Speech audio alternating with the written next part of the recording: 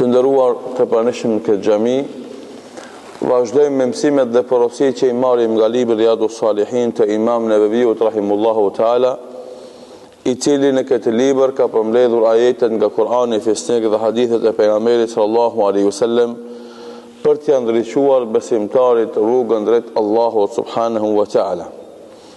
Jemi në kapitullin e sqarimit të rrugëve të shumta të veprave të mira.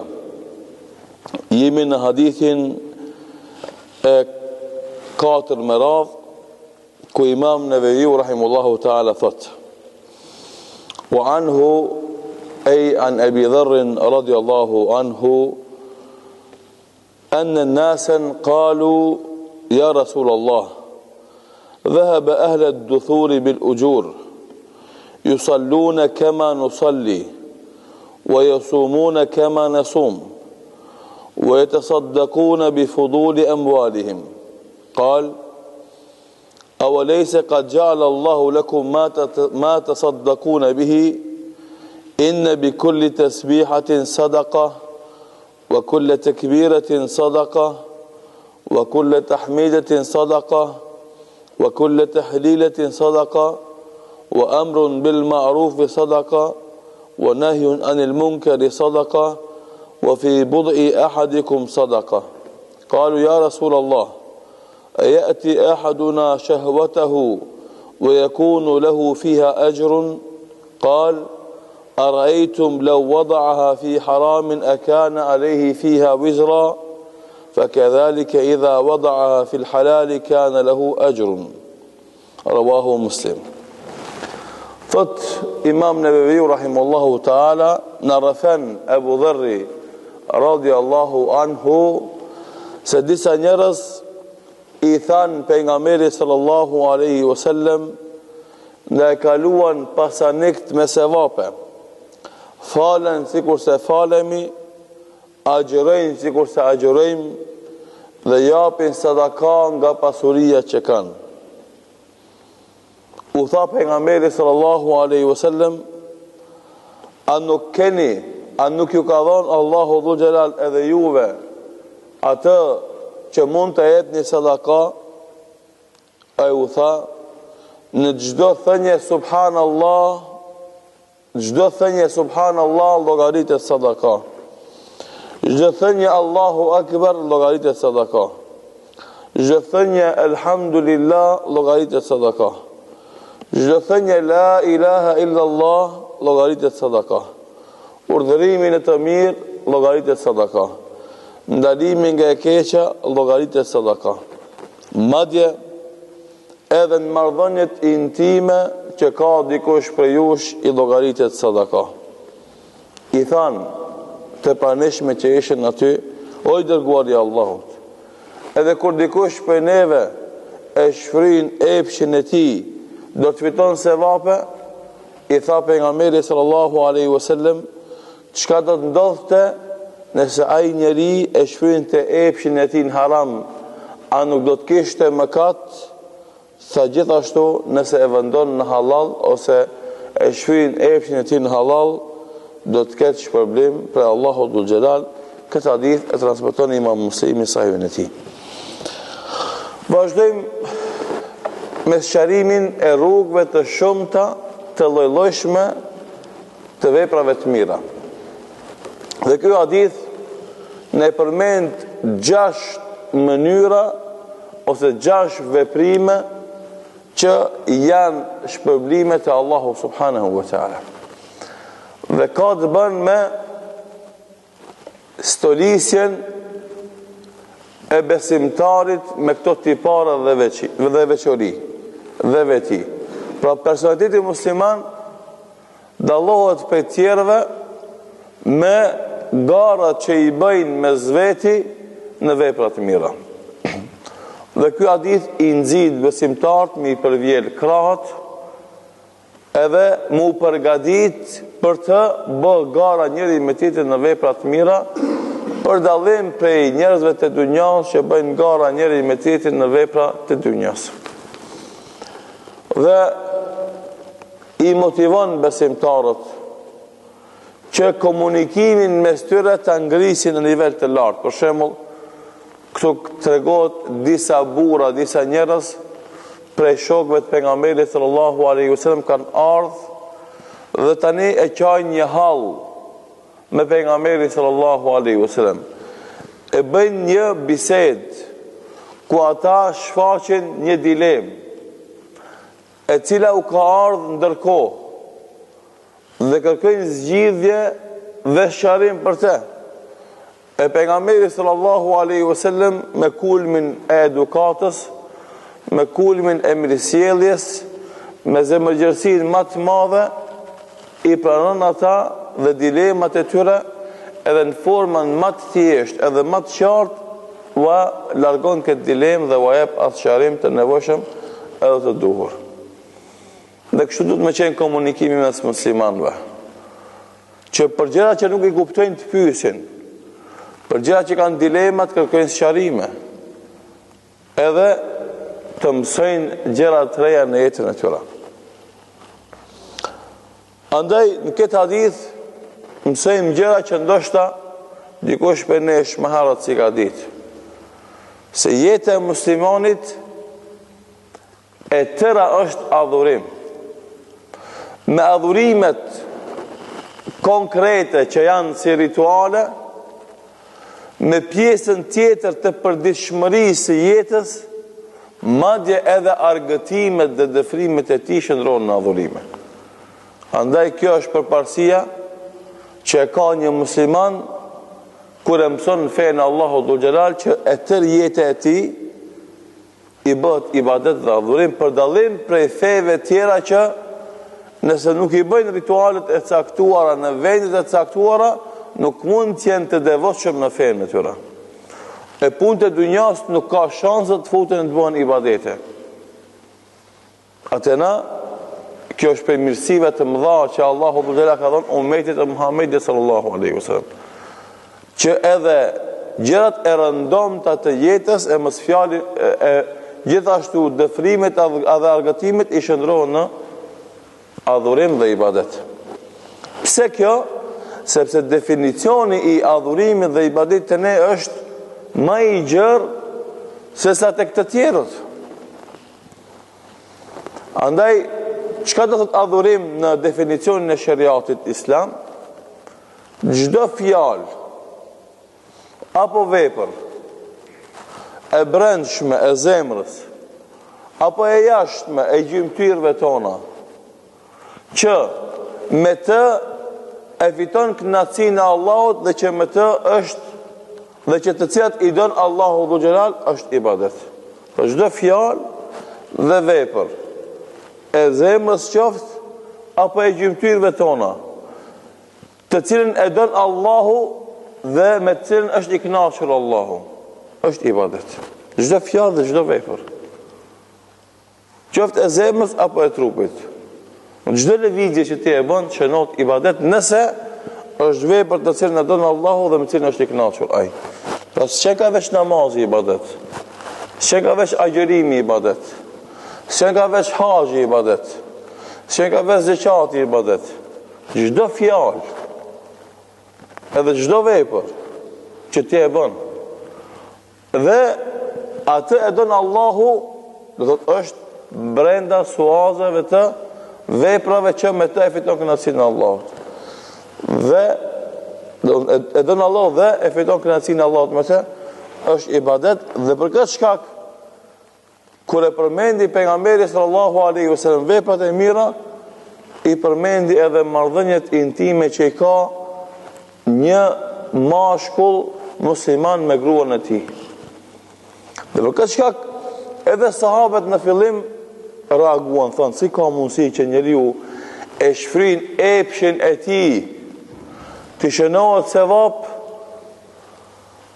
edhe erdhi sqarimi logjik me krahasim për ta bind atë mu, ty edhe tjerëve pas nesh.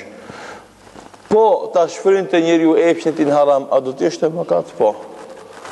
Ashtu sikur se është mëkat nëse e shfryn në haram, është problem nëse e shfryn në halal. Pse? sepse me këtë vepër e mbron nderin tënd edhe nderin e gruas tënde. Kështu Allahu Dhul Xhelal ka kriju njeriu, që të ketë nevojë mashkulli për femrën dhe femra për mashkullin, dhe kur ketë nevojë mashkulli dhe femra e shfrin apo e përmbushin në rrugë që ka caktuar Allahu Dhul Xhelal, i shënot ibadet. Madje në hadith tjetër, edhe argëtimin që e bën burri me gruan e tij gjatë ngrënjes dhe pirjes, që janë pjesë të rëndomta të romantikës islame, që fatkeqësisht njerëzit nga mosnjohja e rregullave islame, ndoshta edhe jetën martesore e jetojnë në nivel të vrasësisë, pa pas në një pjesë të shprehjeve që tregojnë dashurinë ndaj gruas apo ndaj burrit, dhe lozjen dhe dëfrimin dhe argëtimin që është pjesë e afërsisë mes burrit dhe gruas. Dhe përka që pejgamberi sallallahu alaihi wasallam wa fi ahadikum wa fi ahlikum sadaka, dhe kur ti ja afron ushimin te goja e gruas tënde, llogaritet sadaka. Do të edhe ajo pjesë e jetës që është nga ndoshta pjesë e rëndomta dhe intime të komunikimit të burrit me gruan e vet, i llogaritet sadaka. Për me tregu se edhe kjo pjesë i shndrohet në ibadet nëse besimtari e bën me niyet për ta mbrojtur nderin e vet dhe për ta mbrojtur nderin e gruas së vet. Edhe pastaj vijnë edhe sot njerëzit çuditen se çfarë jete do të begatshme, romantike kanë jetuar sultanat e muslimanëve të kaluarën nëpërmes serialeve ku ka pjesë të shumta që janë kundërshtim me mësimet e fesë islame, për shkak të regjisorit që i ka deviju ata nga jeta e vërtetë që kanë jetuar ata. Dhe vjen sot një musliman dhe duke shikuar këto seriale që tregojnë pjesë të jetave të sultanave, çuditën çfarë niveli të lartë të jetës së begatshme romantike kanë qenë ata. Edhe u thehen shumë tabu dhe shumë paragjykime që kanë pas ata, ose i kanë për muslimanët.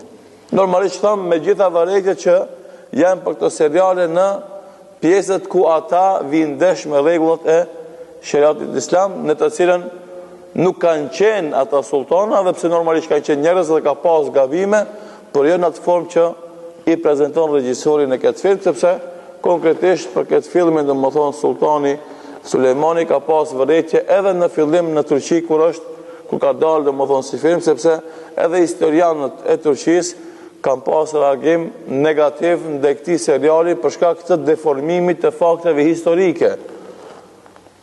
Se nuk është i gjithë seriali ashtu si ka qenë në vërtet jeta e Sultan Sulejmanit. Po sidoqoftë, kjo tregon një pjesë tjetër që dëshirova ta përmendja unë, se në çfarë nivele ka qenë e i avancuar kjo pjesa e intime e jetës së muslimanëve. Normalisht është një e vërtet në qytetërimin islam të asaj kohe, ku shtëpijat janë ndarë në dy pjesë.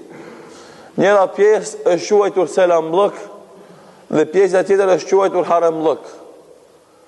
Pjesa e haremllëkut ka qenë pjesa ku kanë qëndruar gratë, vajzat e shtëpisë, ku burrat e huajs kanë pas qasje aty.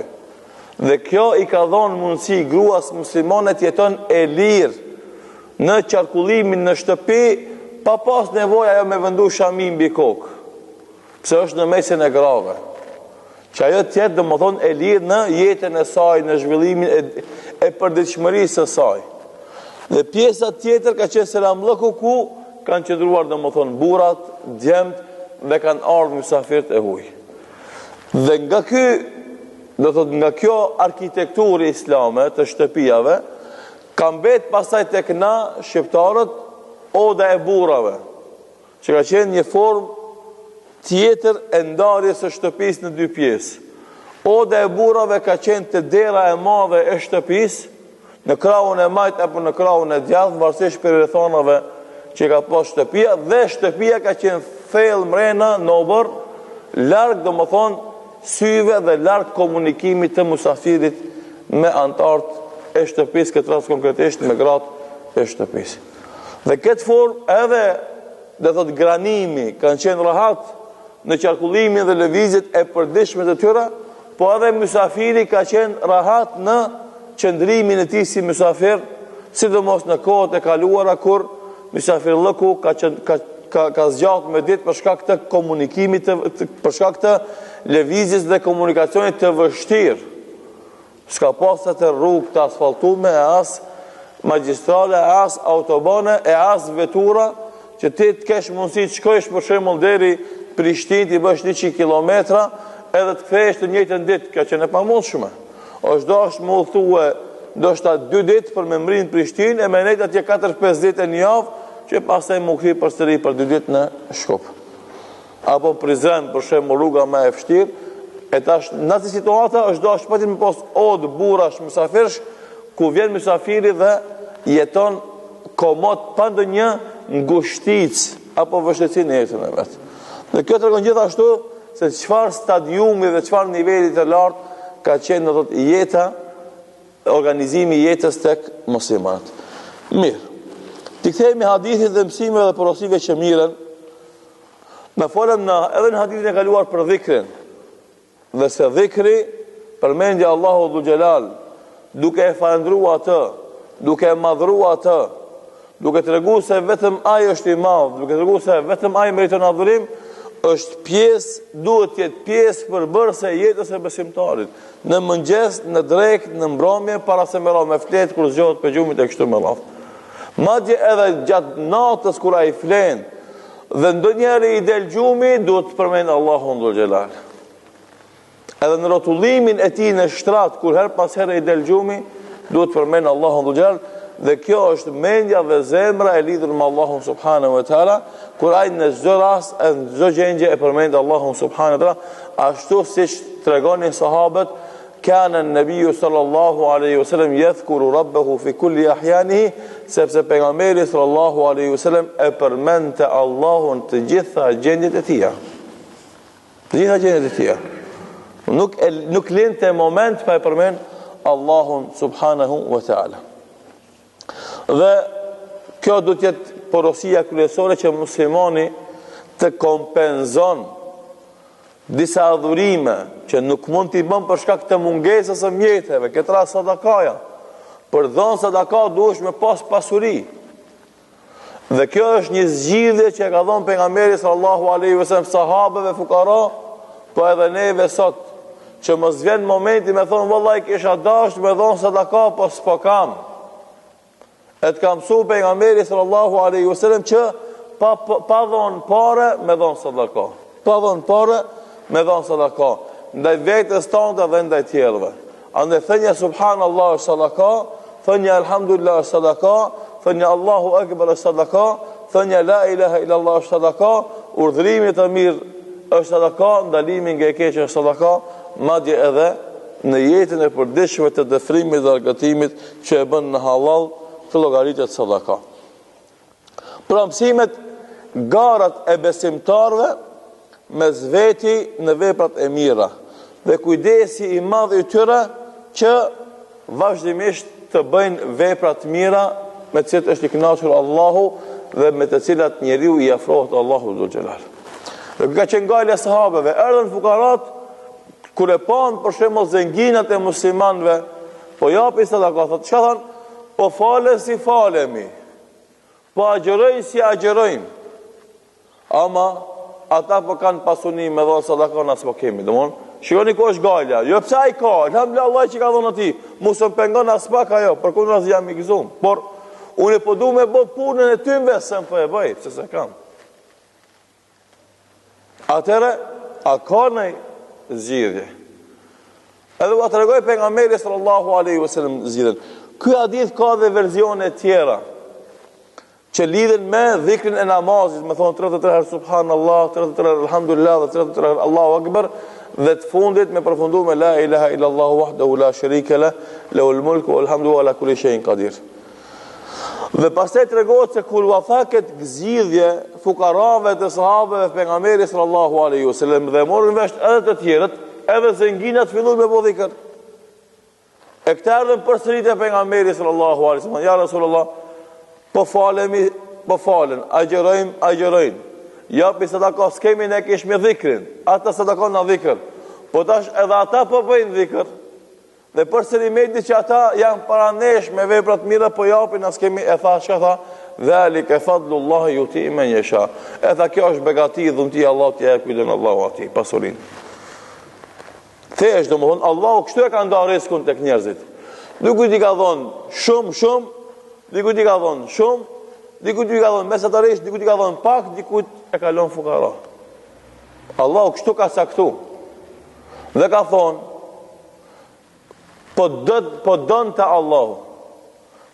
Allahu, do t'ja jep ke rrezikun me bollok se si njeri. Po domethënë, masi unë s'kam, dije se Allahu ka dash me bo dallimet e njerëzit edhe shtresa për nxjerrë shesh urtësi dhe për nxjerrë shesh mirësi të lloj-llojshme, të ndryshme, që ndoshta neve nuk na kujtohen në momentin kur jam fukara apo në momentin kur jam zengin. Mësimi dhe porosia tjetër është kuptimi i gjerë i nocionit ibadet në islam. Se ajo i kaplon të gjitha veprimet e njeriut, madje edhe ata që janë si ushqimje dhe pija, për shembull gjëra të rëndomta të jetës. Nëse ka njeriu një jetë të mirë dhe të pastër me atë vepër, i shndrohet në ibadet. Andaj nëse ju kujtohet të dersi i parë që kemi marrë në këtë libër, kapitulli për niyetin, edhe hadithin innamal a'malu binniyat, veprat vlerësohen sipas qëllimit, para 2 vjetëve. Kemi thonë se niyeti bën dallimin mes ibadeteve. Çfarë ibadeti ki për qëllim me bo? Dhe kemi thonë se niyeti edhe adetet i shndron në ibadet. Për shembull, që kemi përmendur atëherë, larja gusli. Larja e trupit është vepër e rëndom që e bën njeriu për ta pastruar trupin e tij. Ama me niyet, kur e bën niyet ditën e xumë, si dje për shembull, zgjohesh në mëngjes edhe lash për ta pastruar trupin tënd, por e bën niyet që këtë gusull ta bësh për ditë të xumë që të ka mësuar pejgamberi sallallahu alaihi wasallam të lash, ki gusull që është vepër e rëndom e pastrimit të trupit tënd, shndrohet në ibadet. Andaj niyeti edhe adetin e shndron në ibadet. Edhe këtu ngrënia dhe pirja, ushqimi. Nëse ti e bën me niyet që unë të ha, që të forcohem fizikisht për të mujt me bë ibadetin mirë, gjatë natës namaznate apo gjatë ditës agjërimin. Edhe ai ushqim, edhe ajo pije të bëhet të shndrohet në ibadet. Dhe për këtë shkak ulemat pastaj të kaluar kanë thonë se edhe gjumi i alimit është ibadet. Gjumi kujt? I hoxhës, i alimit, është ibadet. Pse? Sepse pushimi i hoxhës është për të marrë forcë dhe energji që brenda ditës të jep mundësi muslimanëve të pyesin, e të jep përgjigje dhe të jep mundësi muslimanëve të mësojnë për gjërave që nuk i dinë, për të mësojnë gjëra që nuk i dinë. Dhe kështu ka qenë domosdoshmë vazhdimisht në historinë islame, do të preokupimi i ulemave me ilmin dhe përhapjen e tij, angazhimi i madh që u ka shndruar edhe gjumin në ibadet. Dhe kjo domosdoshmë është më së qartë tek ata që e kuptojnë fen dhe i kuptojnë mësimet e fesë së Allahut subhanahu wa taala. Dhe gjithashtu shpërblehet për braktisjen e gjunaheve, ashtu sikur se shpërblehet për veprimin e veprave të mira. Pra edhe braktisja e gjunahit, që ndoshta dikush nuk e zën që është vepër pozitive. Mirë po edhe ajo i llogaritet tek Allahu subhanahu wa taala nëse njeriu e braktis një gjuna për hir të Allahut. Sikur se ka në hadithin e pejgamberit sa kush e vendos ta bën një vepër të mirë dhe nuk e bën e ka një sevap. Kush e vendos me bën një vepër të mirë dhe e bën i ka 10 sevape. E me radhë. Dhe kundërta, kush e vendos me bën një të keqe dhe nuk e bën e ka një sevap, se ka një gjuna. E ka një sevap. Dhe kush e vendos me bën një të keqe dhe e bën e ka një gjuna.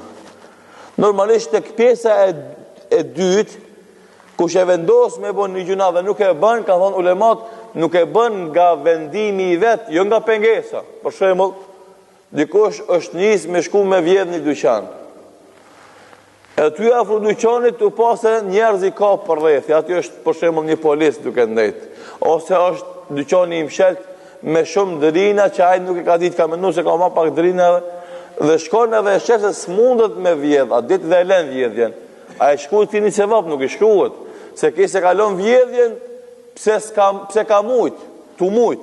Pe kalon vjedhjen se s'ka mujt, andaj shkruhet gjunahi i plot sikur se më pas.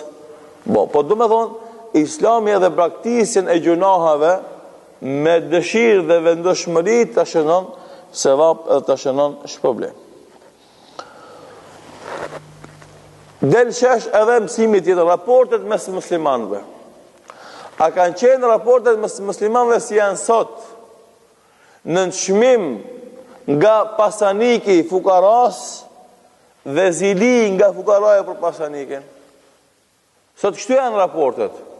Pasaniku, po flasë për atë që se njeh Islamin, edhe që se madhnon Allahun dhe nuk i din rregullat islame, e nënçmon fukaran, e përbuz fukaran, e shkel fukaran, nuk din me i net afër fukaras, me ndihmu fukaran. Dhe në anën tjetër, fukaraja ja menon të keqën zënginit, ja ka zili zënginit, mundohet me vjedhë zënginin, mundohet mi bo dam zënginit. Pse? Prej inatit që ka, prej paaftësisë së vetë, edhe krijohet çka urrëtie mes njerëzve. Kështu është në shoqëritë jo muslimane. Edhe në ato muslimane ku s'ka fe, ku s'ka din, ku s'ka ibadet, ku s'ka njëjtë të rregullave. Tek sahabët s'ka pas, kanë ardhur fukarat, hiç s'ka thonë pse ai ka unë s'kam, që ka bëhet më bet hiç. Dhe që kam një gale, ai po e bën një sevap unë se ne bëj. Shikoni, do të ka pas çka gara mes tyre për vepra të mira dhe e ka brengos fukaran, pse unë s'muj ta bëj një vepër që e bën ai, vetëm që kam unë brengos. Ati ka thënë Allahu dhe të jap. Alhamdulillah, s'prish punë. Unë s'kam bëj sabër, s'prish punë, se nuk di cila gjendje është më e mirë për ty. Mo e men, nuk di cila gjendje është më e mirë për ty. A që je fukara, a pse je zengin. Dikush mendon se me konë zengin është më mirë. Shumica e njerëzve kështu sot mendojnë. Edhe pse ndoshta realisht me shikua dhe me analizu për ty me qenë fukara është më mirë. Pse? Se me dhonë ty Allahu pasuri habitesh, edhe haron xhamin, e haron Allahin, e haron punët e mira, edhe i pash masqiave. Dhe kemi në kësi shembuj të djemve të rritë, njerëzve tonë që kanë qenë normal, s'kanë qenë fukara, vaqeli Allahu deri në riskot, u hupën. U dhanë pas gjunave dhe punëve të liga dhe u hupën. Edhe normal që hupin edhe bereqetin edhe pasurin. Kështu që ti je razi me atë që të ka thonë Allahu dhul xhelal. Mëse normalisht puno mundohu, por je razi me atë që të ka thonë Allahu, kjo është kënaqësia më e madhe dhe pasuria më e madhe.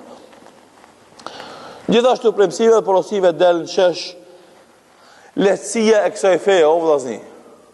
Kjo feje është e lehtë. Nuk ka vështirësi në te, për atë që e njeh, e din edhe praktikon. Dikush thot vëllai shumë vështirë 5 herë ditë më fal. Është vështirë për atë që ja bën shejtanit vështirë.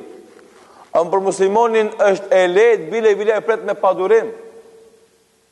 Si ka mundësi që një njeri, për shembull, vjen një këngëtar i njohur me famë botnore me padurim, e pret një ri dhe e re ditën kur shkoje kyt more pjesë koncertin atij këngëtarit.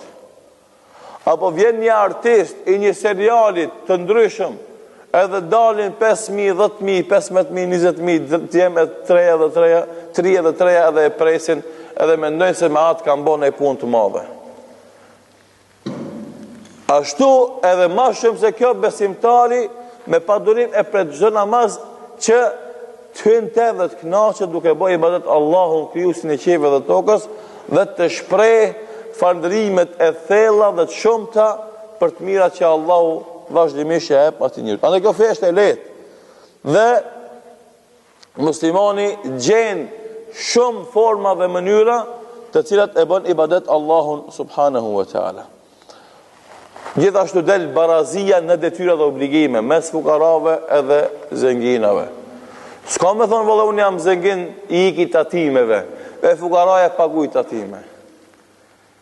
Ose kundërta, zengini pëse ka pasuri, ka borgje dhe obligime, ma shumë se ca fukaraja që s'ka pasuri. Të gjithë në obligime, të gjithë karshi obligimeve të Allah të janë të barabartë. Edhe ti edhe aj keni mu falë. Edhe ti edhe aj keni me agjeru, edhe ti edhe aj keni me folë drejt, edhe ti edhe aj keni me respektu nënë dhe babë, edhe ti edhe aj keni me lërgu pja rome, njësoj.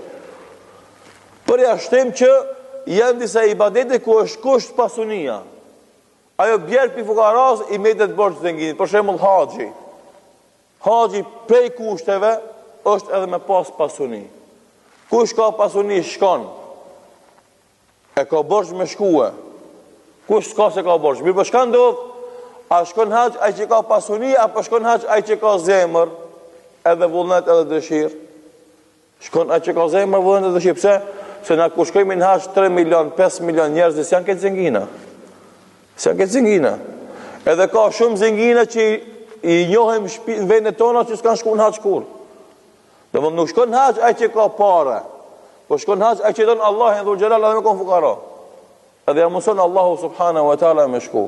Se na kemi raste të shumë zenginave që s'kan shku hiç në haq. Ose ka shku një herë edhe ka kryer obligimin e vet. A nëndi dhe gjejmë në fukara që për vjetë nështë shkon në haq. Apo gjdo 2-3 vjetë shkon në haq. Në shkon në haq e që donë, jo ai që ka pasuri. Por i metet borç ati që ka pasuri si bëhet borç ati që s'ka pasuri. Gjithashtu dërqesh urtësia e muftis, e hoxhës, e pedagogut, edukatorit në udhëzimin e ati që ka nevoj për udhëzime dhe sqarime. Sidomos të njeriu që shqetësohet pse s'mundet mi bë do punë të mira që i bëjnë të tjerët. Edhe kur vjen një njeri te ty me të pyet, o hoxh, be kam një hall. Cili është be hall? Vallahi be filoni po bën ibadet më shumë se unë. Si ta mrinjat?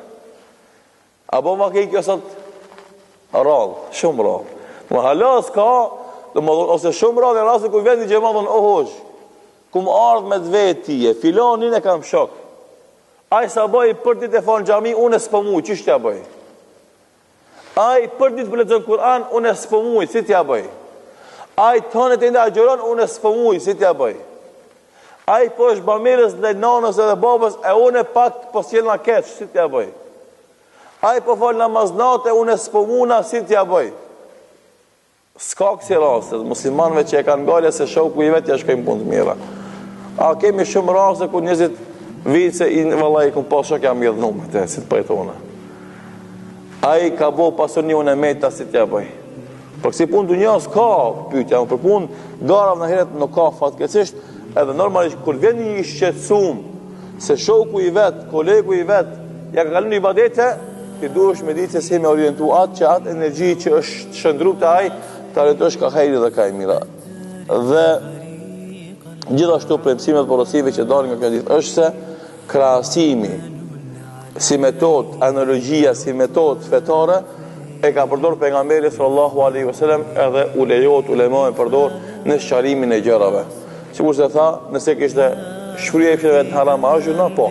Gjithashtu nëse shfryn halal është se pa krahasim të dy gjendjeve për me dhënë një rezultat dhe konkluz të tjerëve. Lutem Allahun mundrat në ditë të dobishme dhe vepra të mira.